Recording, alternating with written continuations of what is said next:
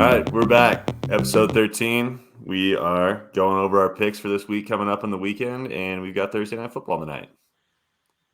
All right. Hell yeah. Yeah. We're also talking the recap of the Bears and our total picks for the week, or for the whole year. I was blanking on where we're going to start. What? Cool. Yeah, I'll start. Luke and I missed the last episode. We got a little bit of an echo. What's going on here? You guys hear that? Yes. Anyways.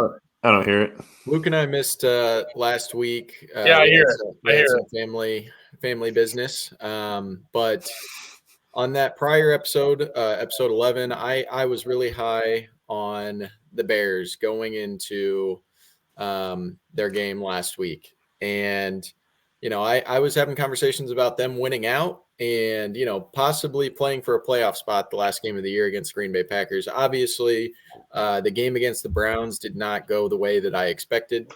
I expected Fields to play a lot better. Obviously, he went 19 for 40, completion percentage under 50%. Just didn't get the job done. Defense played really well, but again, got soft at the end of the game and allowed the Browns back in to win the game. And I think I saw some stat that the Bears are the first team in the history of the league, or at least in quite some time, to allow 3 opponents to come back from a 10 or more point deficit in the fourth quarter in the same season. And, when you do that, it's just not a recipe for success. And unfortunately, it's probably going to lead to more conversations about, is Fields the guy next year? I was leaning towards the camp he was going to be our guy before that Browns game, but after that game, I just don't think that I can continue to support him being Chicago Bears quarterback next year. So now the conversation is evolving into, what are we going to do with that number 1 pick? So there are some guys on the board that some of these analysts think is generational talent. We'll see. There's a lot of analysis that's going to happen once the offseason comes, but there are other avenues that we can take as well to address that position. So, when it comes to the game last week, it was really just disappointing. And, now these last few games don't mean as much as they could have, but you still want to see good things moving forward. You want to see the defense finish games out, not get soft at the end and let teams back in, but rather, put their foot on these opponents' throats and close these games out. So that's what I'm hoping to see. Hopefully Fields will give us at least some fun offensive action to watch, but his status is obviously up in the air at this point. Well, he does play his best when he's got nothing to lose, I feel like. Like, as soon as, the game's been out of reach, we're down 40 in the third quarter is what mostly it was last year. But he would ball out. So, yeah, I'm definitely interested to see how we go down the stretch here, even though obviously we've got, 3% chance of making playoffs with the current setup, which I don't know. I thought it was early to talk about last week. Yeah. I thought we were out for sure, dude. Yeah, that would be nice for sure. And I think it helps everybody involved. Like, people are talking about benching Fields, and it's that just doesn't make any sense, because even if, we've shown our hand that we're going to move on from Fields by benching him, then that kind of devalues him to other teams. Like, they know that we want to get rid of him, so they'll give us less. But yeah, I don't know. I think we do still have to remember to be patient here. It's kind of an unpopular opinion, but with what Poles was saying, we have not secured, but we're likely to have the number 1 draft pick 2 consecutive years. So as far as we're going to, work, and this is going to be a long process. We're going to try to do it right. And then we're going to try to build on this. And once we take the North, we're never going to give it back. He didn't mean next year, I feel like, it's a silly statement now, obviously, because we've gotten, we've grown to be impatient, but I don't know. I think, I don't know. There was a funny one that was posed. There's a question, a theoretical, that if Luke, Getsy, and Fields both moved on from the Bears after this year, who would have the higher % chance of succeeding? And I feel like, I don't know. I can see both of them succeeding, honestly. So everybody wants to move on from these guys, and it's well, I mean, we do have to take a top-down look at the organization. Like, have we really given Fields those weapons? Like, DJ Moore is a great wide receiver 1, but look at our wide receiver 2, Darnell Mooney. Like, I've never particularly loved Mooney. I mean, maybe it's wide receiver 3 or 4, but we didn't have St. Brown last week, who isn't that great of a receiver, but we were still missing him. It was showing on offense. So I don't know. I don't know. Let's not give, the Browns is a good number 1 defense in the Right. NFL. Yeah. So they had a lot of injuries, but I expected Fields to play better too. To clear a few things up, though, if we're talking about defensive rankings, the Packers on paper, I said they were good on paper. They're actually quite a bad defense. I think they're ranked 19th, maybe higher. And then also the Bears were 12th. So we were both wrong, Tom. But just a couple points there. Luke, what do you think about last week's game? Before I bring up a point here. It was a tough watch, obviously. More the same in terms of our inability to close out a game. There is something to be said about a team that finds themselves giving games away. I mean, that means you were at some point in a position to win the game if you can give it away. If you look at kind of the close calls we've had this year, our record could be very different if we don't make some Chicago Bears type mistakes throughout this year. Something I think it goes beyond kind of like the individual mistakes that can happen at the end of a game, and like the game plan, and how the play calling looks down the stretch. Is it too conservative? Are we both offensive and defensively? I think it goes beyond that, and that it's systemic. Like it's part of the culture with this organization. I don't want to say the team, because I think the team is young enough to where you see, like with Fields, it's a great example. He clearly cares. Like, this isn't a matter of like, does this guy like really give a shit? I think he does.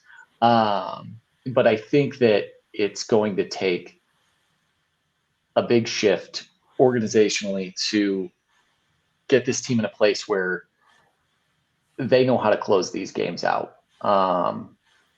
I've been so back and forth on the Fields thing and whether or not he should be starting for us next year. And I've been trying to not be so wishy-washy on that, but it's incredibly hard when this is your team. But one thing that I have kind of taken away in the last week is a lot of the sort of like headlines and interviews that I've heard from players and coaches saying like, we trust Justin Fields in that locker room. The other players like playing with him. And I think if you've got that, that's something you shouldn't take for granted. So I think it'd probably be smart for us to stick with him. Obviously we've talked about the advantages to keeping him around a little while longer and taking advantage of that contract and things of that nature. If you got the feeling that the locker room wasn't happy with him, I might say, hey, let's go a different direction here. But again, I think that it doesn't seem to be his fault. It seems to be a team effort in terms of giving these games away. So I think we just need to change that mindset. And hopefully when we get a new leader at the head coach position, and we'll see who that is, that'll be someone that can point us in the right direction. Well, that was kind of what I was gonna ask, is it's not the same thing, right? Like, Justin Fields is playing for his, brother beside him, or whatever he said in his post-game interview or his midweek interview. But he's not out there playing for himself. Like you said, he's a very selfless individual on the football field. I think it's kind of it's interesting to me also that our team is not the San Diego or the LA Chargers. Like I did that last week too. But they're not giving up on the coach. Like the team hasn't moved on. They're still playing for Eberflus, and I think even with the defensive play call, where we dropped our defensive lineman back in pass coverage, they even defended him on that, as to say, we're running what the coach called. Like, it was a questionable call, but we're gonna play our best and try to make this play work, even if we don't necessarily agree with it. So I think the players coming out to back him as well. That was another interesting thing to me, where it's like, well, they're still playing for Eberflus, no matter how brutal of a season it's been. But we lost Jets. We didn't like that take. You guys didn't like that take. Brought up Not a lot of people do. Good points. Like, us blowing like the games. It's like, I always think, am I just being like that because I'm a Bears fan? Like, or is it something more? Is it something more? And Jesse had that statistic. What was that statistic again, Jesse, about the Bears blowing it? Yeah, first. I'm not sure if it was first team in the history of the league, but first team in a long while to lose 3 games that they were leading by 10 or more points in the fourth quarter in one season. So like, I think that's part of it, being young.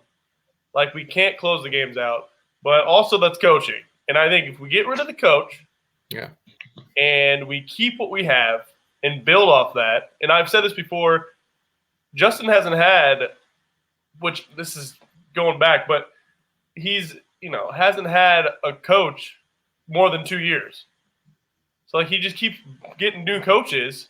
He's going to get a new one next year, too, because he ain't going to be in Chicago. I think we should do it again, dude. But he needs to mature with the team, and I think that might, I think we keep him. How can he mature when, let's point to 2 plays. Let's point to 2 plays in the game. Robert Tonyan, okay, big drops that dime that Justin threw him. That would have changed the game. That was early on. But it would have given us great field position, if not a touchdown, really early on in the game, which we led most of the game anyways. But I feel like we get the final play of the game. Yeah, Darnell Mooney had the football in his lap. That's a tough lap. He freaked out. He's like, whoa! I understand it's a Hail Mary and it's a big play, but you're a professional athlete and your job is to catch football. But it was a big play to him. I mean, that play, in my opinion, it would have been great to have seen him catch that, but it's like, we shouldn't have found ourselves in the position to be, hoping that we complete a Hail Mary at the end of the game anyways. I think that, like you said, Tom, it's a young team, and there is something to be said that when you are used, like, all is losing, it's easy to just be like, find yourself in a mindset of like, okay, how are we going to give this away? Like, this team needs someone has a winning mentality. And I know everyone's thinking I'm going to say Harbaugh. It doesn't have to be Harbaugh. It has to be someone who brings that mentality. I mean, he definitely would, but anyone who can bring that mentality to this team, where it's like, when these games are close, we're done losing these games. We've got the lead. We're going to keep the lead. And that's something that, I mean, you just have to have that mentality as a team, and I don't think we have it right now. I watched my nephew's JFL game, and I have some similarities. When we get down, something bad happens a couple times. We just kind of, it's like, oh man, what are we gonna do? We don't know how to cope with it. I feel like, especially Justin and like some of the guys on defense, and just, I don't know. I just got that feeling when I was watching this last game. I don't see it every game, but like I don't know. It just I want to expand on something real quick and get maybe like everyone's opinion, because Jesse kind of threw it in here a moment ago. 30 quarter points. And he had said Justin Fields is going to have a different quarterback next year. Now, most people, when they hear different head coach next year, and a lot of people assume when you hear that, like, who's going to be the Bears' new head coach. But I think what Jesse was implying is that Justin Fields may be on another team next year, not with the Bears. And I think that's something that a lot of people have seen in the headlines, is like, what if instead of continuing to go down this road with Justin Fields, try another year with him? What if we see what we can get for him, and potentially take one of these quarterbacks at the top of the draft, And in addition to that, dump Fields, get something in return for him. And that was something that he and I had discussed when I was home last weekend. And staying with him, we were kind of just rattling off a few different, like maybe trade partners for Justin Fields. And a couple that stick in my mind, and Jesse, if you have any, feel free to jump in too, but I want to hear what Tom and Wargo have to hear about this. So one that I had come up with was Atlanta, and potentially looking at getting a guy like Kyle Pitts, who is in purgatory in Atlanta, doesn't seem to be getting utilized the way that he should be. And, may be looking for an opportunity to get a change of scenery. And my thought was if we could possibly look at offloading Fields to Atlanta, with the option of maybe bringing back a later round pick in addition to Pitts. So maybe 4th, 5th round with Pitts coming to Chicago, and then bringing in a guy like Drake May or Caleb Williams with that first overall pick, which we shouldn't assume is a foregone conclusion at this point. I mean, Carolina, I was just looking at their record versus New England's record. New England's got a tough record here going down the stretch. They got Broncos, Bills, and then Jets. I mean, they're bad enough to lose all of those games. Carolina's got the Packers, Jacksonville, and then Tampa Bay.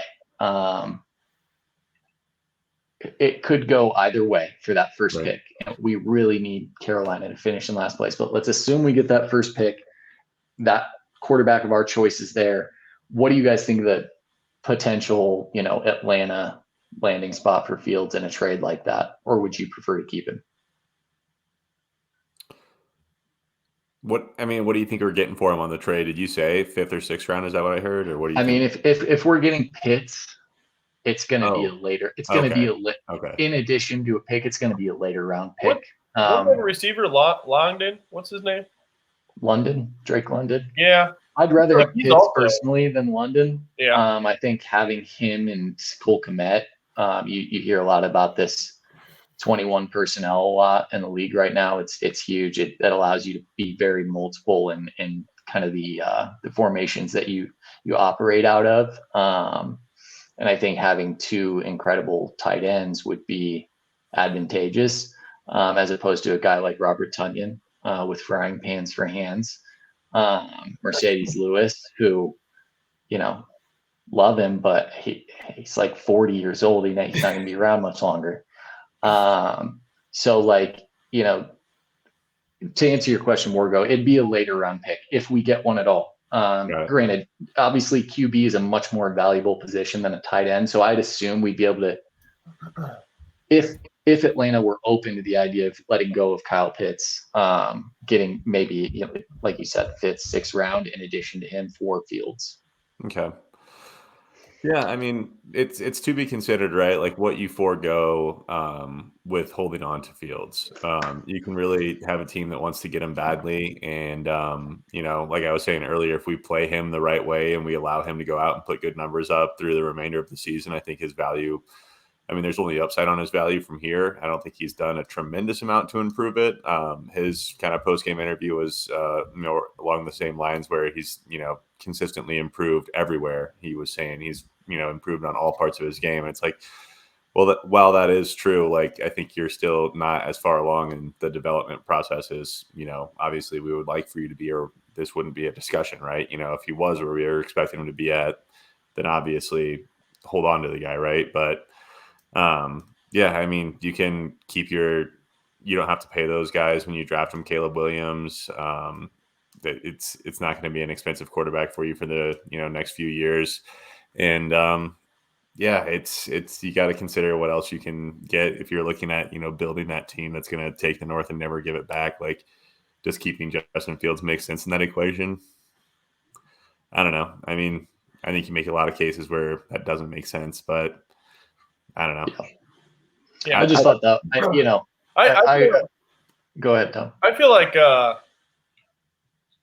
I like the idea of trading him, like maybe in the season next year. Like I like in the season. The idea of also drafting a quarterback, getting that competition in there, see how he responds in the season, and maybe it makes him better. Also, while whoever we draft, maybe he gets better, and then if we do decide to trade him, we'll have an okay backup to mold into our next new quarterback. But I don't like the thinking about going through what we just went with Justin Fields all over again.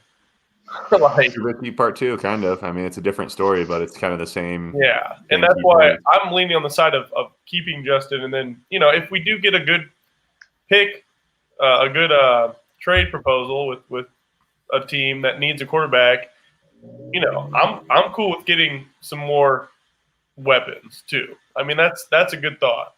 So I just like the idea. I would have to think about who we would trade with, but I like that idea.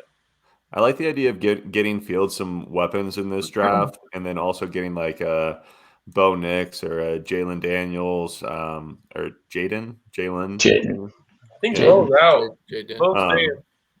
But like that's a lower pick generally. Like I don't know, just putting all your trust in these two headline guys, Drake May and Caleb Williams, for his 27th year.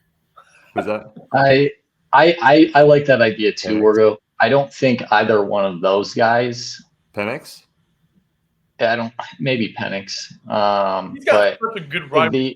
These are guys that you see it every year where it's like, okay, there's two guys. And this year it's Drake May and Caleb Williams. Yeah. And then you're going into the beginning of the second round and 6 quarterbacks have been drafted.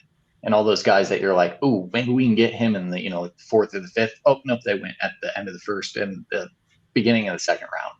Right. But with that being said, there's probably some guys that,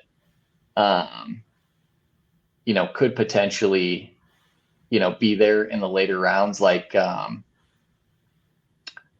this Jordan Travis kid, like if he just broke his ankle for Florida State, I loved him there. I thought, he seemed like he had a lot of moxie. And that's a guy that you're not threatening Fields by bringing him in. Like, right. Hey, this guy's he's not going to see the field he's not even going to be able to play football for another year. So don't worry about him. But you have him there, and you have a guy with a similar skill set to Fields who can move around. He's very much the modern NFL prototype. So that long term, you've got something there.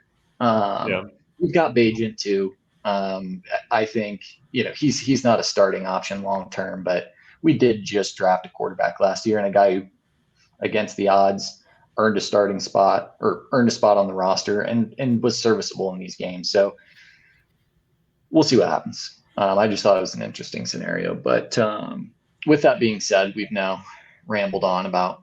I want to close this one out, and I want to touch on what Tom said about getting weapons, but also let's take a look at San Francisco. Arguably the best team in the league right now, and what they're doing and their blueprint, and just putting these crazy weapons around Brock Purdy, who clearly is an above average quarterback mentally, and he can make great throws. He's accurate as hell. He's last in the league in passing attempts, but first in the league or second in the league in passing yards. So his efficiency is just off the charts. So it doesn't necessarily need to be this crazy, athletic second, or just like I know the best player on your team doesn't need to necessarily be the quarterback. And one other person that Luke and I had talked about while he was back here in Illinois was Baker Mayfield. And the Buccaneers they don't see Baker as a long-term guy. Yes, he's doing well right now. And so let's say we trade that first overall pick to Tampa Bay. They get their guy. We move back in the draft. We maybe get their next year's first round pick. We get Baker. We get maybe, one or two other positional guys or some other draft capital. We bring Baker in. We continue to build the roster up around him. We know Baker has a great attitude, and most players like to play with him. And, he's going to fight for his teammates and fight to win games. And so it doesn't necessarily have to be us going out to getting this long-term guy, but we're getting a guy that we know we can plug in. He can pick up a system easily. And Joe Flacco. We're going to Joe Flacco it, dude. No. So that's the last thing I'll say on that, and then we can move on. I mean, interesting take. Does this have anything to do with you wanting your kid to be friends with his kid? I mean, that's a. I don't hate that take, Jesse. I don't hate it. Baker is hurt all the time, which concerns me. He does play every game this year. All right, I'm saying he's had a history of being hurt. Name his last injury. I'm not sure that's true, but I'd like to play around like with the trade, hypothetical trade machines and stuff like that. And it's getting to be that time of the year where I've lost hope with everything. Fantasy is in the gutter. My team sucks, so I'm gonna start digging in deep with the hypotheticals and put my GM hat on and start moving pieces around. But he's got a 59%, according to this thing I just pulled up, 59% of injury in 2023. That didn't really pan out, but he's had 5 injuries. 5 injuries. He's had a knee, a concussion, sprain, rib, shoulder labrum tear. That's the one I was thinking of. He hurt his shoulder. I think he played through that. He's had, September 19, 2021, October 17, 2021, he had shoulder labrum. January 3rd, 2022. Tom, you know what's good for shoulder pain? I don't know. Let's move on. You lick my butthole. Okay. Well, let's look at some picks for this week. And, are we doing tally right now? Where are we at? No, I don't think we need to do that. Yeah. All right. I'm just kidding. Tom, let them know what you got. Tom's in first place. My friends, I am at over halfway or 50% on games this year.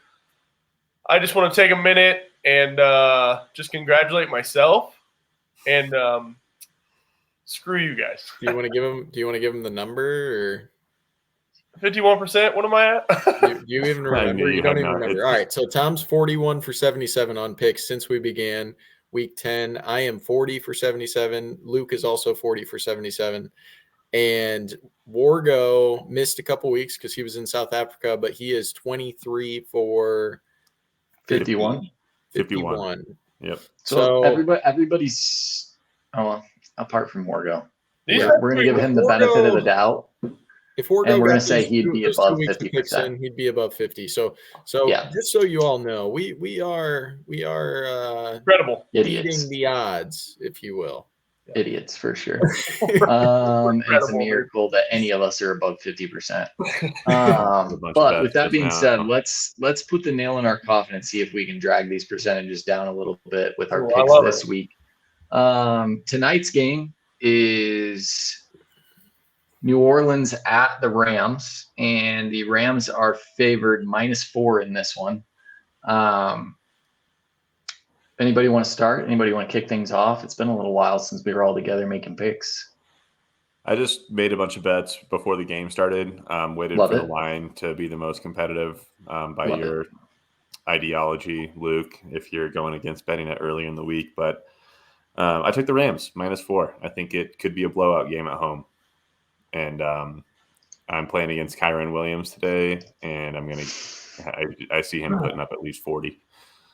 So I think the Rams have really been leaning on the run game, but I also think that the strength of this Saints team is its defense and specifically the front seven. So I do think Kyron Williams is going to have some problems, which is going to lead to some problems for the Rams offense, because if they can't get that running game going, they can't get the play action going. And that throws a wrench into Sean McVay's plans. So I do think it'll be a more contested game. I don't think it's going to be a blowout. But I do think in the end, Matt Stafford and the Rams cover the 4-point spread at home. But I do expect it to be a physical and contested game into the fourth quarter. So, I don't like Derek Carr and what the Saints offense has been doing, but I do like what they've been doing on the defensive side of the ball. But I think they give the Rams a little bit of trouble. So Vegas is pretty good at what they do, even though 3 out of 4 of us are beating them. You want to guess the over-under for Williams rushing yards, Jesse? 72. 87. I'd 87. I'd How take How many touches does he get a game? take the under on that for sure. 20? I'm on the over because if he does suck, then I hopefully do well in fantasy. But if he doesn't suck, which I just see myself getting blown out in a bad way in fantasy. Jesse has a good point. Saints are their defense is sneaky good, but I feel like with the main core of the Rams is Stafford, and if he's healthy, and they got Puka, they got Cooper Kupp, I don't see them losing at home. I think I got to go. My gut is telling me Saints, and I don't know why, but maybe because I have Olave and I want them to play well. But I'm going Rams. I like guys, Rams you guys too. are so giddy. You're still alive in our fantasy league. Like your stupid faces. I could just wipe them up. I like the Rams here as well. Currently, I believe they have a wild card. They're in a wild card spot in the NFC. I think they're the last team in right now. They've won 4 out of 6. The only 2 losses coming to Baltimore, at Baltimore, lost by 6 points there, and Green Bay week 9 in Lambeau. They've beaten the Seahawks, who we've seen are not a terrible team.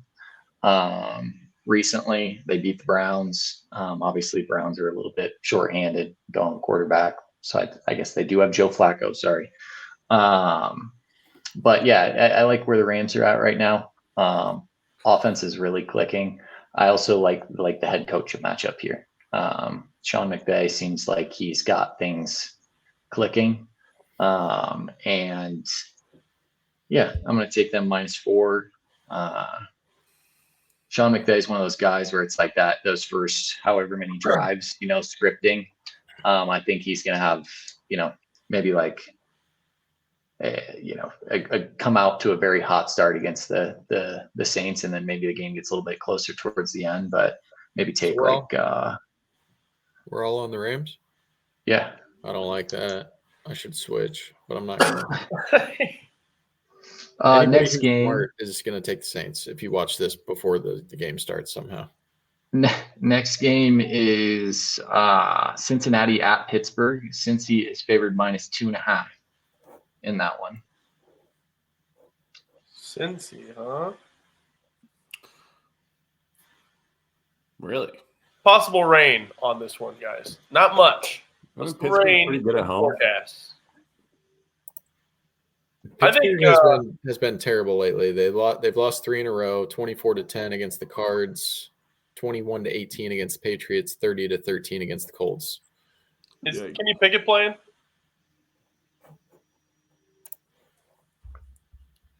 Kenny Pickett is out. Yeah. Okay. Whew. I'm gonna go with the Steelers here. Oh, yeah, you can go first. Okay. Yeah. They haven't been playing well, but this is a divisional matchup. They now find themselves at the bottom of that division, which some people consider the best division in football. I think, just 3 weeks ago, having dropped 3 in a row, they were right at the top of this division 3 weeks ago. So we know that this team can win games. As a matter of fact, they beat the Bengals. That was their last win in Cincinnati, 16-10. And those games between Cincinnati and Pittsburgh are always really physical. So I expect that will be the case. Jake Browning has been off to a good start with Cincinnati, but I'm not sure he did play that first game, didn't he? And it doesn't matter. Either way, I think Pittsburgh's defense plays well, and Trubisky plays better than he did last week. He can't play worse. I don't believe he started. I'm I'm going to go with Pittsburgh to cover the spread at home. I don't think it's fair that they're home underdogs in this divisional matchup. This one's tough for me because, it being a division game, since he's at 8-6, Pittsburgh at 7-7, it just feels like anyone that's not Baltimore in this division to close out the year, they're just going to screw each other. Like anyone's going to have the opportunity to sneak in, but they're all going to take turns screwing each other. And I think that's what Pittsburgh could do this week against Cincy. Cincy's won 3 in a row. Pittsburgh's lost 3 in a row. And it just feels like something's going to happen here where, you think Cincy's about to kind of pull away and put a little space between them and Pittsburgh, and potentially the Browns, and maybe pull a little bit closer to Baltimore. It just, that team, despite all those weapons with T. Higgins and Jamar Chase and Mixon in the backfield, Chase Brown from Illinois coming on. Yeah, it feels like something's not going to click this week going into Pittsburgh. So I'll take them plus 2.5 as well. Orgo, who you got? Yeah, I like a lot of what they're saying, both Jesse and Luke there, but I will just go with Cincy. I do have a couple. I'm pretty sure Pittsburgh is 2-2. I think I read somewhere that they're 2-2 against the spread this year at home. So it's 50-50. What was I saying? Oh, Mason Rudolph, I think, is playing. I don't think Trubisky's playing. So that's something. After firing Matt Canada, they've scored fewer points in Pittsburgh, although they've had some injuries. You are correct, Tom. Rudolph is starting. Yeah. So, I mean, that's something. Jamar Chase is out, though, I believe, right? They have played 7 games at home, though. So the 2-2 thing at home against the spread doesn't make a ton of sense. Yeah, I was kind of wondering on that. Maybe That's a typical Tomism.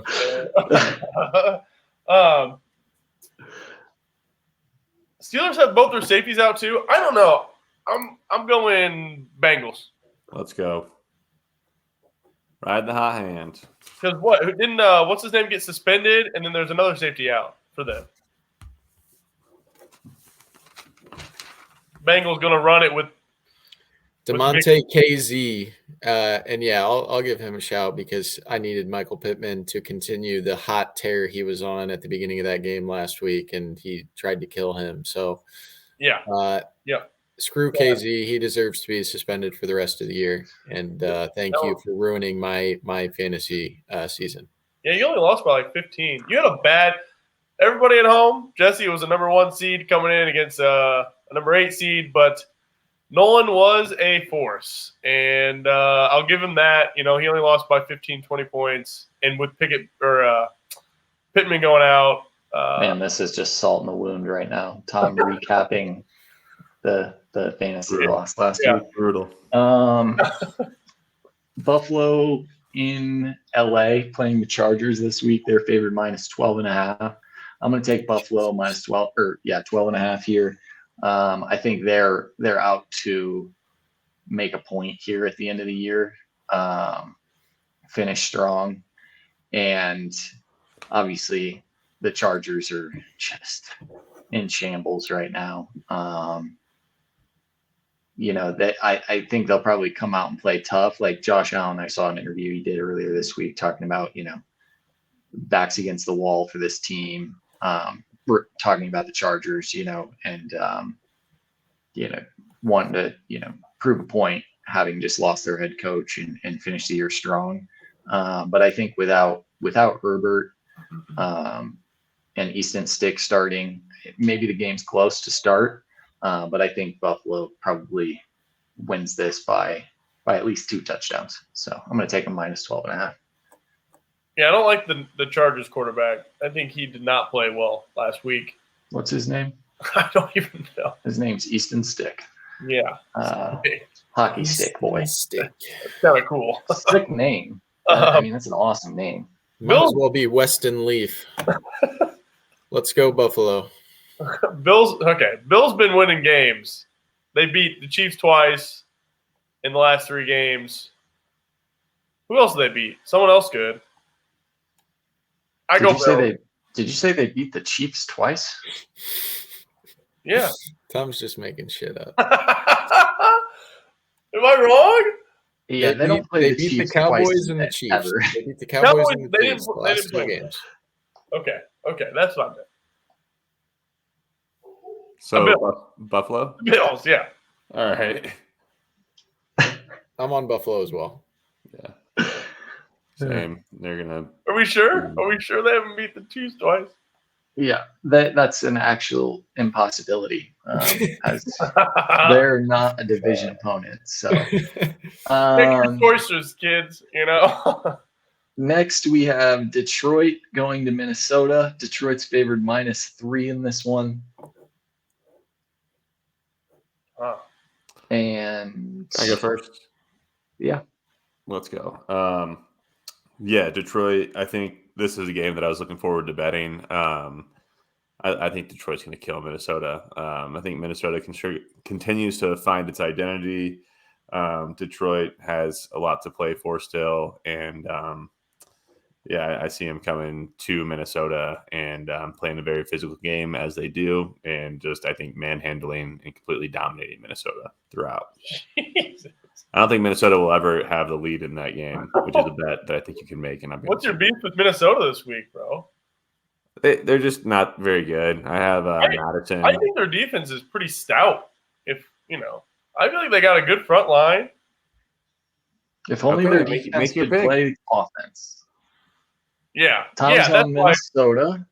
That's why I'm picking Detroit, because I don't think that Minnesota can handle they're not going to do anything on offense. Got it. I'm going to be right back. Somebody comment the picks as they come in so I don't have to ask and get caught up, if that's possible. Okay. I'm going to go Detroit here as well. They seem to have gotten things corrected last week against Denver. I didn't expect them to blow Denver out like that. But yeah, this is a team. It's like I've heard it a lot where like as long as they're playing inside, Detroit is a very, very dangerous team. They were so fast. And last week we saw them play at home and kill the Broncos 42-17. This week they're not a ton of travel going to Minnesota in another dome. I think they keep that up. I think they potentially see an opportunity for themselves here to sneak up in the playoff picture as well, because San Francisco is playing Baltimore this week on Monday night, and San Francisco is currently sitting in that number 1 spot for the NFC and at 11-3. If they lose to Baltimore, they'll be 11-4. If Detroit wins this week, they'll be 11-4 as well. So there's still an opportunity there for Detroit to sneak in there and get a first round bye. Granted, that's unlikely with Baltimore at the top, who I think is probably the best team in the league. But the door is still open. So I think Dan Campbell will carry that momentum over from last week and strong win against Denver, and I'll take that -3 here. I'm going to go the opposite of all y'all. I'm going to go with the Vikings. Nice. And I'm going to tell you why. Because I think the pressure that this Vikings defense puts on people is going to give Jared Goff some problems. And I think he's proven that if you hurry him up in the pocket, he will make mistakes. And I think that he will do that. And I think that is going to keep this Vikings team in this game until the end at home. Of course, it's a divisional matchup. Minnesota still has playoff aspirations. They're 7-7, sitting on the edge of the wild card race here. So they need a win against a divisional opponent. They're also going to see the Lions again in a couple weeks in Detroit. So they know they need this one against them at home. So they're going to come out ready to play. The big boys up front are going to be breaking through that offensive line, getting after Jared Goff, and they're going to cover the spread against the Lions here. Wrong. What's next? Jesse hates the Bears because I was just looking at the 47 leg potential scenario that needs to play out for the Bears to make the playoffs still at 5%. And if the Lions don't beat the Vikings this week, we're screwed. So you just put a nail in our coffin. Nice. Next, we have Seattle going to Tennessee. Seattle's favored -3.5. To be fair, before I make this pick, I was all in on the Bears before that Browns game, okay? I had so much hope that they were going to win out and make the playoffs. But after watching that performance, I just there's no way they're going to make the playoffs, okay? So that's why I'm picking the Vikings. Honestly, I didn't even know that the Lions had to win for the long shot or whatever, and I don't think anybody cares because it's not going to happen anyways. Is Wardo yeah, eating? so What is Wardo eating? What are you eating over there? Moving on. Buddy? Our neighbors dropped off a plate of cookies. All right. I just want to call you out. So sorry, Luke. What was the matchup here in the line, please? Their son drives the loud Subaru. At Tennessee, Seattle's favored -3.5. Coming off a win against Philly last week. So let's see. Tennessee just lost to Houston last week with Case Keenum at the helm. Yeah, Levis. Again, I think that Seattle and Tennessee, these are two teams that are kind of scary going down the stretch. Drew Lock, I don't know if he's still going to be starting, but man, what a character that guy is. He's like Chad Kelly and he is weird. Like Jameis rolled into one. It was hard not to like him there. I don't know if he's starting again this week, but regardless of whether it's Geno or Drew Lock, I think I like Seattle here -3.5. Again, another team that probably sees an opportunity for themselves to keep their season alive and potentially get into a wild card spot. So give me the Seahawks. A lot of home dogs this week. Yeah, one of 6 teams that has already been eliminated from playoff contention are the Tennessee Titans. They're playing at home, so all they can do is play spoiler at this point. Seahawks team's a little banged up. Drew Lock coming off an emotional victory against the Eagles and Jalen Hurts in Seattle. They're home underdogs. Will Levis, I'm not sure is going to play. It says he's questionable right now, but if you saw that clip of him getting hurt last week, that was scary. Just limp. It says he's questionable with an ankle, so I don't know. I'm gonna go with Tennessee. They're playing at home. I think Geno might play, but let me look at this. Geno, where is he? He could aggravate it on Friday. He might not even be on the injury report. I'm switching here. I'm going Tennessee too. Yeah, I'm gonna go with Tennessee, and looks like Geno is gonna play. So, my heart says Tennessee. The spread's 3.5. Seattle may still win the game, but it'll be close. The Titans are going to still put on a good game for these Nashville folk and keep it close to the end. So going to go with them to cover the spread. Last 3 games for Tennessee: lost to Houston 19-16, beat Miami 28-27, and lost to Indy 31-28. Any of those games they covered that 3.5. So I will take them against Seattle here. Oh. That's a pretty good stat, Luke.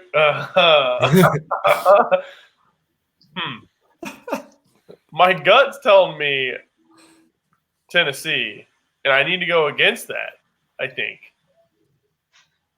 Vrabel just seems like the kind of guy who relishes the opportunity to just like ruin your day.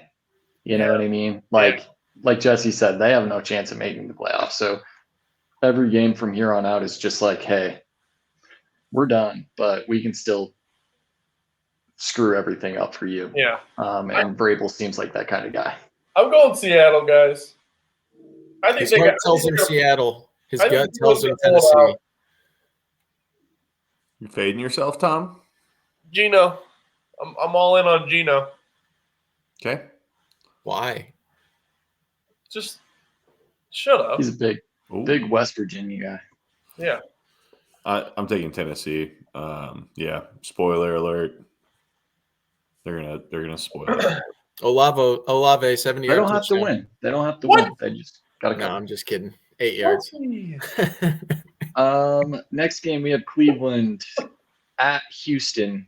Cleveland's favored -3 here. Is CJ Stroud still out? Is he not playing? Must be. I have if CJ Stroud plays, they win.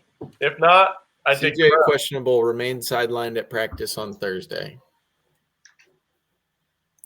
Brown. I'm gonna go with the Texans here. I think that the Texans have whatever it is that the Bears don't have, and this is going to be a game that's going to be close at the end. But the Texans are going to figure out a way to win this game against the Browns. I don't think the Texans defense is quite as good as the Bears, but this is a home game for them, and Joe Flacco, yes, he's been, it's been a heartwarming story for him to come back off the couch and help this Browns team possibly make a clinch a playoff spot and see what they're going to do. But I like this Texans team. They somehow found a way to win against the Titans last week with Case Keenum at the helm.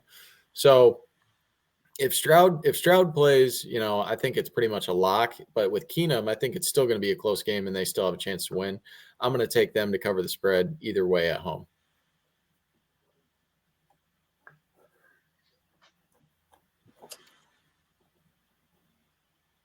I'm seeing CJ Stroud most likely out Sunday. It must have been a doozy of a concussion. He must have really got his shit rattled. Yeah. To be out 2 weeks in a row. But the Texans obviously a very competent team. D'Amico Ryans, I think, probably plays into what you're talking about, Jesse, in terms of like the opposite of the Bears, and having a guy who's like able to get through to these players, these young players for the Texans, and say like, hey, this is, you guys are a real team. Look at your record. But with that being said, Browns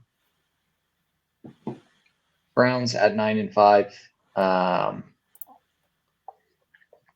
You've got two of your division foes playing one another this week. It's an opportunity to create a little space. Probably not going to catch the Ravens, but I think that they will go to Houston, cover the spread here, -3.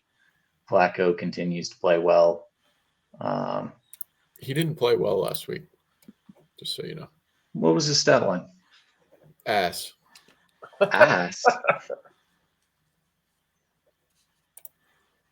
Last week, his stat line was 28 for 44, 374 yards, 63 completion percentage, 2 touchdowns, 3 interceptions, 4 sacks. QBR was 22.4. Browns. 374 yards. Yeah. I did not realize he threw for 370 freaking 4 yards. Holy crap. I think like 200 and something of them were in the fourth quarter. It's just adjusted QBR was 22.4. I don't know what that means, but his passer rating was 77.3. Whatever. He sucks. I don't want to talk about the Browns anymore. I hate them. Orga, who'd you pick? I don't know. This is kind of hard. We're picking James here. Did you know that, buddy? Can't get enough thumbprints in his face hole. What? You know the thumbprints, the cookies with the The Hershey's Kiss. I just made some of those last night. They're delicious. Yeah. Yeah. Thank you, Tom. You gotta wait just until they're cooled enough that you can still press the Kiss in, but you don't want to have them hot because it'll melt, and then it ruins the cook. You know. I think this was just a chocolate chip cookie. I ate those earlier though. There were 2 of them, and I ate the both. I ate the first one. Who you got? Who you got, buddy? Huh? Who you got? I don't know. I'll just go knee jerk and pick Cleveland. Okay. And what'd you pick, Tom? Browns. Okay. So everybody but Jesse's on the Browns. Just that's a theme for Jesse here. Well, what's the spread again, Luke? Sorry. 3. 3. Yeah, Browns. I don't freaking know. Okay. Moving on. Chili. Yeah, next game, Washington at New York Jets. Really, probably won't watch any of this game. Yeah, this is like a actual. There's nothing to this game. It's just 2 teams playing football. There is something to this game. I saw something. We'll get the line first. Oh yeah, the Jets are favored -3 at home. The Jets have the worst offense in the league. I almost called them the Redskins. The Commanders have the worst defense in the league. You know what? So That's something. this could be a good game. Right. The Jets offense could be clicking. I'm gonna go with the Jets. -3. Let's go. Salah effect. I am also going with the Jets. He will single-handedly win this game from the sidelines. Yep, he's gonna start the game clean shaven. By the 4th quarter, he's gonna have a beard about a foot long. It's gonna be crazy. I don't know why. I don't have a great reason why. I'm just going to take the Jets -3. Maybe defense scores a couple touchdowns for them. So, yeah, I'll take them -3. All right. I don't know Commanders why. have lost 5 in a row. I'm thinking Commanders, baby. Maybe it's because of what the Dolphins did to the Jets last week. Yeah. Yeah, 30 zip. Yeah. Were I'm you starting guys to think all on Tom the is Jets just in that game? playing the numbers here. Like he's not like I think for this reason this team's going to win. He's like, oh, they're all 3 of them are on this, so I'm just gonna go this way. No, and that's why he's up by one game on the year. Whatever, Jesse's doing that. Yeah, it's because he always goes last. I'll go first this time. So you're taking the Washingtons? I think this is my out of nowhere pick of the week kind of thing. I just have a feeling that the Commanders will come out and play. I don't think that's a bad pick. I think they could definitely have a chance to cover the spread. I know the Washington's defense is so bad, but I think it's gonna be a low scoring game. Who wants to win less? I'm taking the over in this one too. It's 37. I just have a feeling it's going to be a points factory. Okay. Next we have Indy at Atlanta. Atlanta's favored -2.5 in this one. Let me go on this one. It's not possible. I mean, Taylor's back. I don't know how Atlanta's favored in this one. I just don't. Ridman, or what's his name? Ritter's benched. They got a new quarterback coming in. David Jordan. What? Is that someone we went to high school with? Yes. Okay. Seriously though, who is it? Taylor Heineke. David Jordan. Heineke. That is David. He's been everywhere, hasn't he? I believe in this Colts team, and I'm going Colts. Shout out David Jordan. Hope you're doing well. Used to live down the street from me and Jesse. My sister had a crush on him.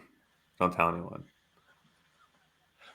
Rachel. You just told everybody.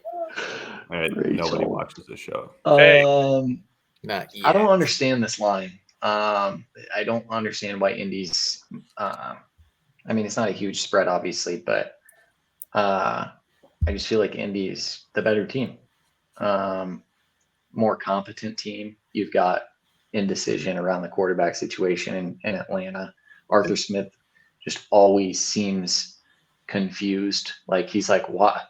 He doesn't give the ball to his best players, and then he's like, why am I not doing it? But he doesn't have an answer. It's like, dude, you're in control. You want it to be with them. You just call the plays for them. That's good. It's strange. But yeah, I'm going to take Indy here plus 2.5. They just beat Pittsburgh last week. Obviously been playing well, 5 out of 6. Only losses to Jake Browning and the Bengals, who have shown that they're not a terrible team. So I'm going to go with Minshew and the Colts. Stafford sucks. Yeah, I'm going to take Atlanta. I think this is a line that does not make sense. The only thing that does make sense about it is the Heineke effect. And Savannah's sister talked to Taylor Heineke on Instagram DMs. So yeah, me and him were like this, basically. So nice. And David Jordan. Indy is 5-2 on the road this year. They've got some quality wins. Is Pittman still out, Jesse? He's questionable. If he comes back, I mean, geez. But full airborne scorpion. You don't see that. At least he won. They've got other weapons on that offense. And like you said, Jonathan Taylor's coming back. Josh Downs is a good player. That Montgomery stepped up. Other than that one pass he dropped in the end zone right after Pittman got hurt. So I'm going to go with the Colts, even though they're on the road. The Falcons team, they're 2-5 over the last 7 games. Their only wins are over the Saints and the Jets. They've lost to the Panthers. I know that was a kind of a monsoon last week in Charlotte, but I don't like this Falcons team. I do like the Colts, so I'm going to go with them to cover the spread.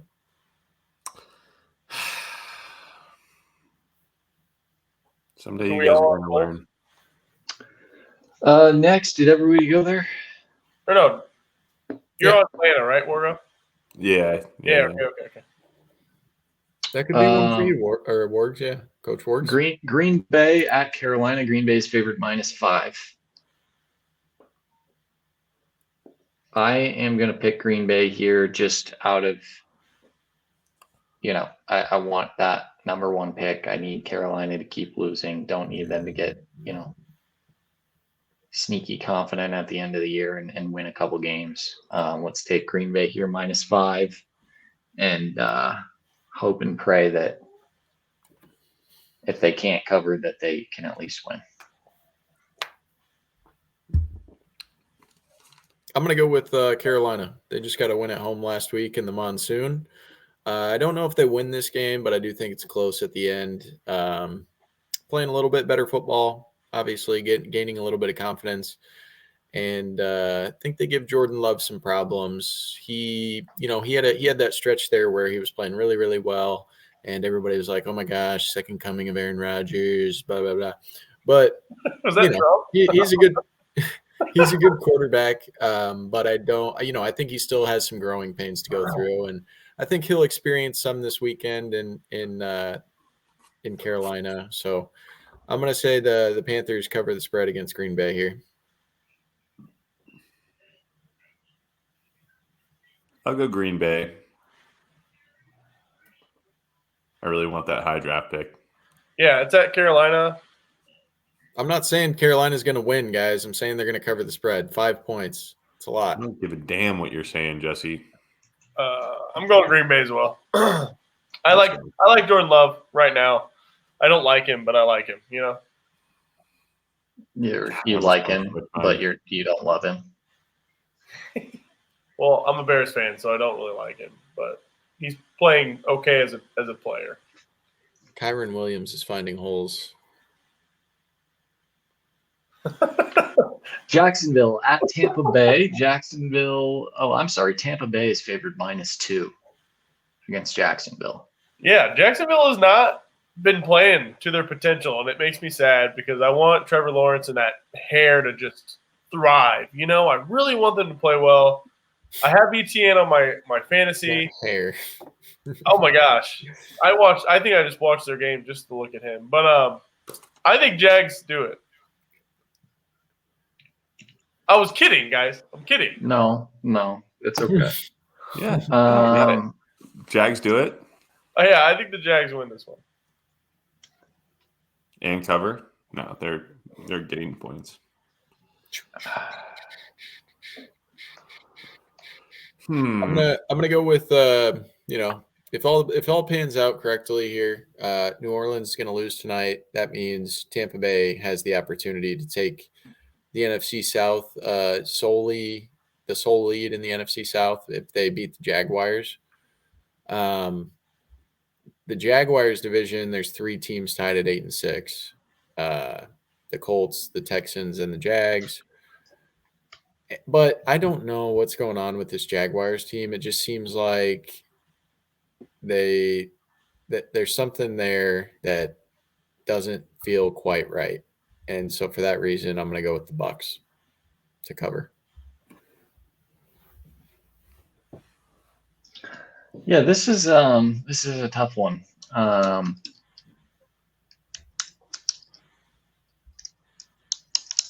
I like the Rams to win tonight. I like the point that you bring up about the NFC South. This is a chance for Tampa Bay to take the reins there. And if I like the Rams to beat the Saints tonight, I think that gives them the opportunity to do so. So I'll go Tampa Bay as well, -2. Jacksonville slumping. Maybe Trevor Lawrence needs a haircut. What if he shaved his head, dude? How wild would that be? Can you guys picture him without? Maybe they'd start winning some games. Yeah.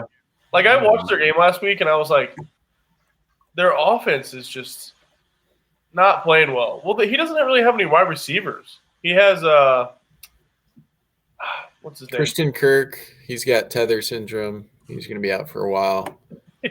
They've lost 3 in a row. Bengals, Browns, Ravens. 3 good teams. Prior to that, they beat the Titans and the Texans back-to-back weeks. Ridley. They have Ridley. That's what I was saying. Ridley, yeah. I think Jacksonville could be frisky on the road. Like they don't really play particularly well at home, and this line kind of stinks to me a little bit. I think Tampa Bay is playing a lot better than Jacksonville, as was just previously stated by the records. But for this line to be as close as it is just seems off to me, and because of that reason, I'm taking the Jaguars on the road. Yep. Arizona at Chicago. Bears are favored -4.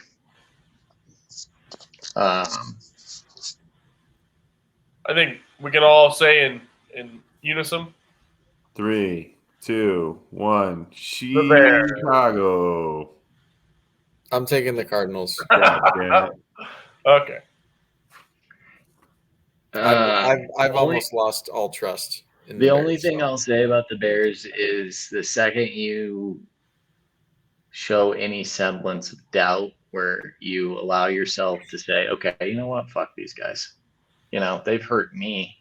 So why should I show them any respect? That's when you're like, oh my God, they're so good. Yeah. Like they'll win this game. Like, they'll win this game like 45-17. Yep. Justin run all over them. 500 yards, 4 touchdowns. Cardinals fans are saying the same thing about their team. And yeah, but Kyler Murray could, drown in a rainstorm. So he could I stole that joke. And you know what? It's not fair because I think Kyler Murray's the same height as me. So that was just rude and mean. But yeah, I really do think the Bears are the type of team where it's just they're going to be up and down. And if I had to put my money on whether or not they're going to finish strong or finish poorly, they have nothing to win at this point, so they'll probably finish strong. So I'm gonna take them -4. Yeah, I'll change. I'll take the Bears. Give me the Bears. Nope. Too No, late. I'm taking the Bears. I am No. taking the Bears. All right, we're all Put on the your Bears. Minnesota We don't need to spend much time on that one. Next, we have Dallas at Miami. Good game. There's a couple good games this week. This could be a very good game. That's a good point, Tom. And coming down the stretch here, I think like the more I see Dallas play, I said it a couple of weeks ago, they're an easy target. They're like easy to make fun of. And a lot of people are saying like, that are they real? I actually think that they are real. I think that they've hung around and been competitive all these years. I think that they've kind of put it together this year and that they could make a little bit of a run in the playoffs. So I'm going to take Dallas +1 in Miami. Yeah, I think Dallas did not change anything when the Bills were running all over them. They kind of just stuck to their game plan even after halftime. I have a hard time. They're so talented, the Cowboys, and Dak's playing so good. I don't want to take away anything that is going on with their offense, but I don't know. The Bills lost last week doesn't like I think the Bills play anybody right now. They hand it to them like they handed it to Dallas last week. I think the Bills are a team that is like very much like us against the world. Our coach is like making these insane 9/11 comments. Like we're just going to go in there and do some crazy shit. Now, granted, that was years ago, and it was just brought up now. I understand that, but I think the Bills would handle anyone right now. Yeah. So I'm not holding that against Dallas. I think Dallas is legit, and I am a little bit not worried with Miami. They just beat the Jets 30-0 and took care of business. But they did lose to Tennessee the week before. Obviously, we've heard it. All of us have heard it. Like they played kind of a weak schedule, and good teams that they have played, they haven't played well against them. So I'm going to take Dallas to bounce back this week. Sorry, Tom. I hijacked your pick there. You're okay. Where are they playing? Myself. They're playing in Miami. Yeah, so that's a factor as well. I think a big thing that Dallas they don't really play well on the road, and I think Dak said something to that. And I think the Dolphins aren't anything. They're good. They're so good, but they're not anything special either. I mean, compared to some of these teams this year, in my opinion. So, but I'm still going to take them to beat the Cowboys. I also want to make note of a headline that I saw. Tyreek Hill is having his third child this year. And you may be asking yourself, how is that possible? Yeah. It's his third child by his third baby mama. Oh, my gosh. So he's got a lot on his plate. Doesn't he have a wife, too? He obviously doesn't think about that kind of stuff. That will not be on his mind of the game. I can tell you that. That's wild. Yeah, I go Miami here. So the two narratives about these teams are a little different, but kind of in the same vein. With the Cowboys, it's they can't win on the road. They can't play well on the road. With the Dolphins, it's they can't play well against teams with winning records. So they both have something to prove in this game.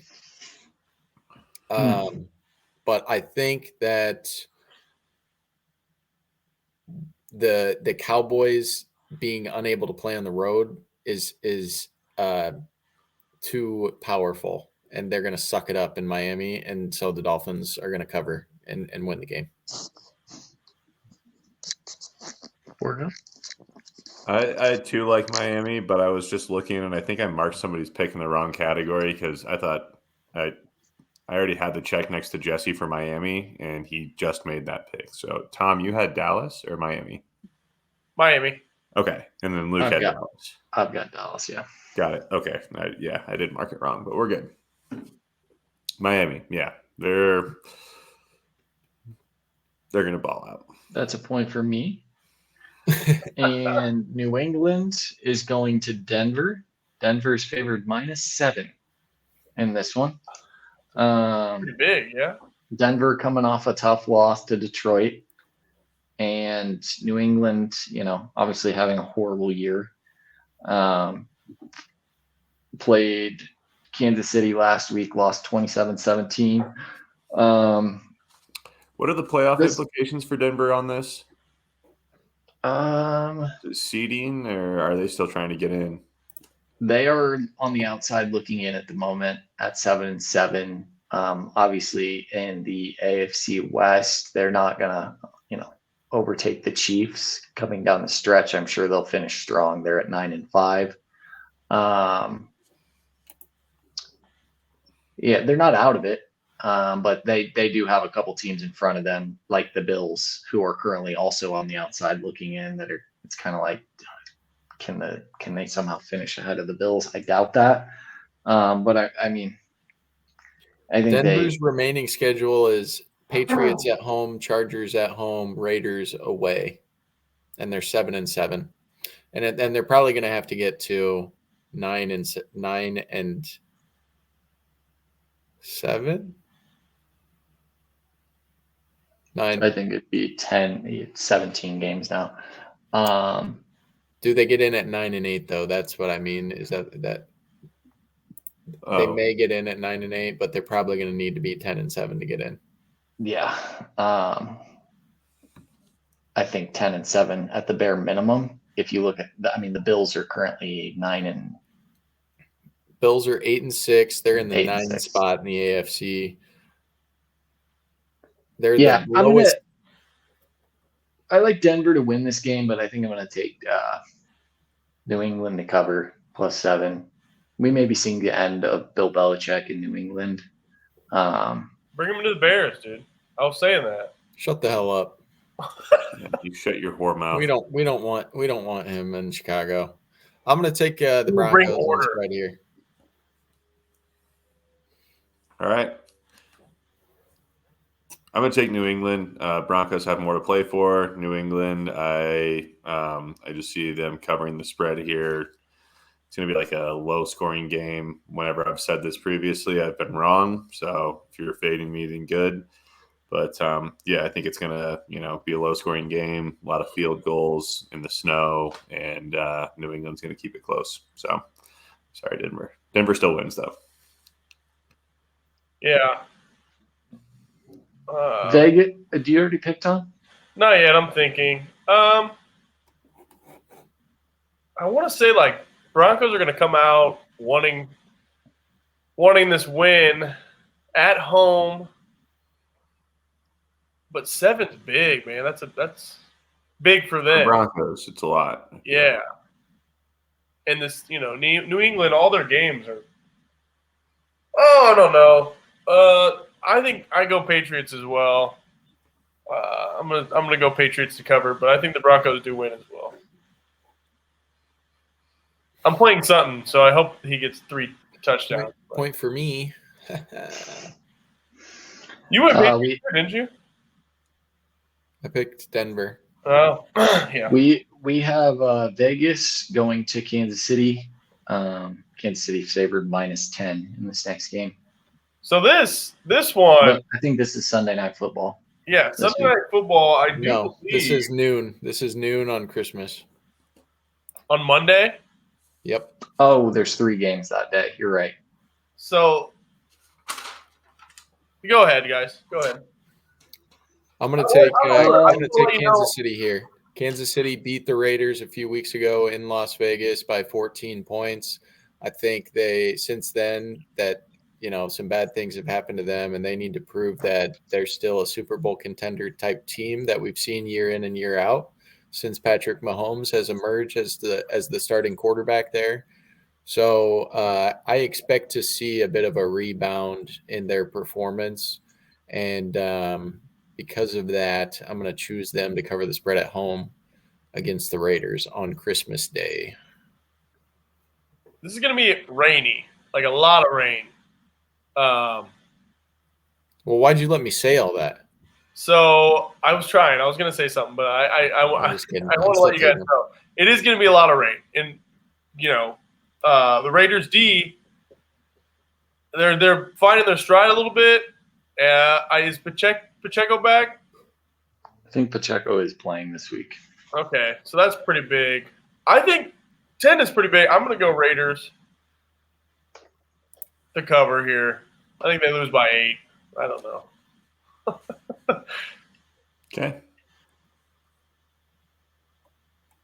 I'll take the Chiefs as well, -10. Obviously, the Raiders had that crazy game last week against the Chargers where it was like, are they going to score 100 points in this game? We don't know what's going to happen. Dude, they seem like the that type was of team that's very susceptible to like sugar rush, right? Like they have like incredibly high, and I just feel like now you're going into Arrowhead, and the Chiefs, like Jesse said, are kind of in get right mode. 3-3 in the last 6, and hoping to finish strong and make sure that they've got themselves sort of planted firmly in the playoff picture for the AFC. So obviously they are, most likely going to win that division, unless something really crazy happens with the Broncos. So give me the Chiefs -10. I think Pacheco being back as well is big. Yeah, it is. I agree. I don't think there's too much legitimacy of the Raiders win last week, though it was a landslide victory. Chiefs are obviously aware of that. They're going to, dot their T's and cross their I's, and I think they're going to come out and beat the hell out of them because they need to. So, Kansas City at home. Christmas miracle. New York Giants are +13.5 going to Philly. Obviously, we're pro DeVito here. So we're all going to be on the Giants, right? The Eagles have lost 3 straight. Yeah, that's also important to keep in mind. I think the Giants. Do I think that though? Do I want to say what it is I was about to say? It just feels not right. Yeah, I'll take Philly 12.5 or 13.5. I'm like on these outlandish picks right now, and I think it's gonna really hurt my percentages here. But I'm feeling like I want to go Giants here. Where's it at? Philly. It's in Philly. Oh shoot. Yeah, I mean this is a divisional game. Divisional game. I think this is tighter than 13 points. I just. What's the Weather Channel say? I think it's fine. I think it's warmer than average, so it's not going to be a factor. Geez, I'm going to go Giants here. Okay. Cover. I'm going to go with the Eagles. The defense has kind of been exposed the last few weeks, but I think they were going up against opponents that were much more formidable than this New York Giants offense. So I think that they get back on track this week at home against a divisional opponent that has had a disappointing year in the Giants. I also think the offense plays better. I was just looking at the Giants injury report as well. It looks pretty lengthy. So they're banged up. It's the end of the season. They don't have any hopes to make the playoffs, I don't believe. At 5-9, if they do, it's a long shot. So again, they're just playing spoiler. If anything, they can prevent the Eagles from kind of moving one step closer towards locking up that 1 seed in the NFC or having a chance to do that. I think the favorite for that is probably the 49ers at this point, but I think the Eagles are still going to be vying for that first spot. And because of that, they're going to come out and play well and cover and probably beat up on this Giants team pretty good at home. So I'll take them to cover the spread. Yeah, I mean, it's a lot of points, right? But I think Philly, they should come out, take care of business, and I think they're going to get it done, cover the 2 scores, 2 touchdowns. So I'll take Philly as well. And final game on Christmas Day is Baltimore at San Francisco. Should be a really good one. I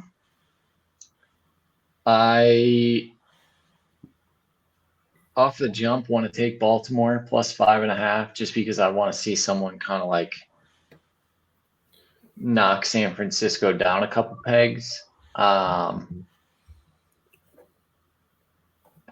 I just hope that the training staff for the Ravens is making every single Baltimore running back wear like double up on knee braces, because it's just, if they put you in the backfield, Dude, every year they're just your knee is going to explode.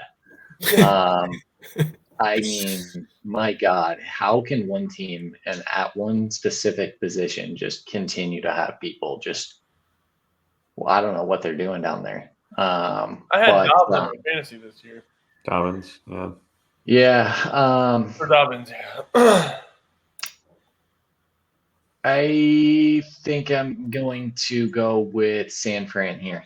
They're a juggernaut. They're just 6 in a row. Jacksonville, Tampa Bay, Seattle twice, Philly in between. Obviously took care of business against Arizona in the division.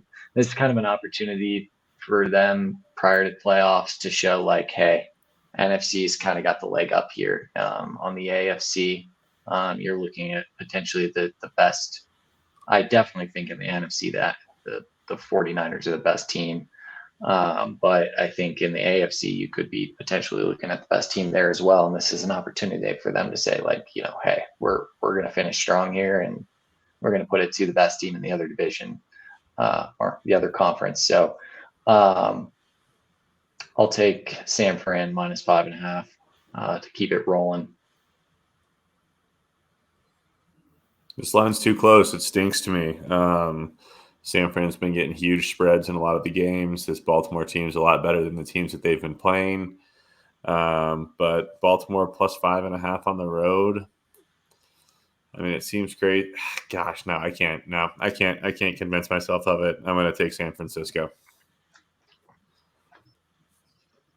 I'll take Baltimore. All right, go ahead. I just think 2 of San Francisco's 3 losses have come against AFC teams, the Bengals and the Browns, earlier in the season for sure. But the other loss was against the Vikings. All teams with pretty, with okay defenses, but I think this Ravens defense is probably going to be the best one that they've seen this year so far. And then there's the Lamar Jackson effect as well. So they got to figure out a way to stop him. So I think it's going to be a great game. I think this is going to be the best game of the week, obviously, and the one that everybody's going to be looking forward to after a long Christmas day with their families and, able to kind of just sit down on the couch and enjoy some NFL action together. So I'm really excited for it. And I hope it's a close game. So for that reason, I'm going to pick the Ravens on the spread. 49ers. They're just good. I like how they're moving the ball. I am on the opposite end of like 3 or 4 games. So I'll ride with you. The NFL script writers isn't going to let this game get out of hand, guys. I'm with Jesse. I'm going to change. I'm going. What are my picks? Hey, one of my picks. I feel like I got some crazy. You better let me change my Chicago pick then. Yeah, we can change picks. It's still the episode. No. Oh no, I got you. I changed it already. I was just being a jerk. I feel like I have one really crazy. I like my Washington pick, but there's one that I think I want to change. Vegas and Giants. Yeah, I had the Raiders, and No, And you're the good. I Giants. like all your picks, Tom. You're good. Yeah, Tom. I wish I had your picks. I want to go Kansas City. I want If to I go. was you, I would have picked all the same games that you did. You can't, Tom. You can't change. You I'm gotta go picking Kansas City. What? 10 Change my- points? Really? Huh? 10? You think they're gonna win by more than 10? 10 points. Yeah, I do. Stop. All right. So do I, but you know, that's why I picked it the first time. Yeah, I'm switching that one. All right, that's the only thing I'm going to switch. Crazy. I hope that misses now for all of us. The Rams are winning 10-0 right now, boys. Did we all pick Rams? Yeah. Can I switch that pick? Did you pick Saints? No. No. Don't The even. line's probably No. crazy now. All right, don't. We're Hey. gonna all go back and watch it. Morgan's like, I'm so on the Saints. And then at the end of the podcast, he's like, no, I'm on the Rams. What are you talking about? No way. Yeah, so that's picks this week. Don't forget to Hopefully- watch The Fifth Element before Christmas. Dude, I got to get on that. I got to get Lindy to watch that, dude. She's going to be like, what am I watching? I just have a feeling that that's not going to be Lindy's favorite movie. Oh, no. And I don't know Lindy that well, but I just have a feeling that she's probably not going to enjoy The Fifth Element as much as you and I do, Tom. Yeah. Yeah. Never know. But it's definitely worth a shot because it's a That's fantastic what I'm saying. piece of I'm cinema. still getting her to try to watch all the old Star Wars, the Return of the Jedi, you know, the Hope, you know, The hope. whatever that was called. The hope. Hey, well, guys, I always have fun doing this with y'all. Yeah, it was it's a good nice time. short episode. Yeah, it was Good it to was- be back after a little bit of a hiatus here. Yeah, full crew back feels good. It just felt right, you know. What kind of tacos did you have, Tom? They were crappy, dude. I gave them a 3 out of 10. They were cold. Ground turkey. The seasoning felt weird. I don't know. God. It was Ground bad, turkey. dude. It's like a health Disgusting. conscious thing. I don't really eat red meat that much. Well, I had Ground turkey's fat tough. steak last night, actually. Ground turkey is tough. I It's, think ground you know, turkey. you tell yourself it's like I'm doing this for the right reasons, and it's just like, but they're disgusting. Honestly, You know, the right reasons are disgusting, we don't. and they don't taste good. That's all we eat is ground turkey. So Really? yeah, ground turkey, and then we'll have like burgers with red meat and steaks. But everything else is made with ground turkey. I made dinner for my mom and grandma once, me and Lindy, when we had bats, and they were like, "What is this? What is this When we spaghetti had with this bats. ground turkey?" It's ground bats. Yeah, yeah.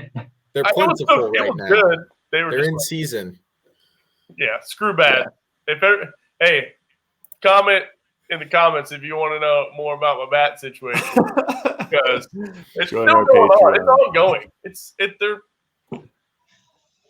They're Tom versus bats. Freaking bats. freaking bad. We never did get to have Nikki B on for the bear. For the Yeah, bat we'll have game. to have him come on another time. That timing of that just didn't work out, unfortunately. But he was very excited about possibly getting on and getting to talk a little Browns. So we'll have to carve out some time for him at some point or another. Yeah.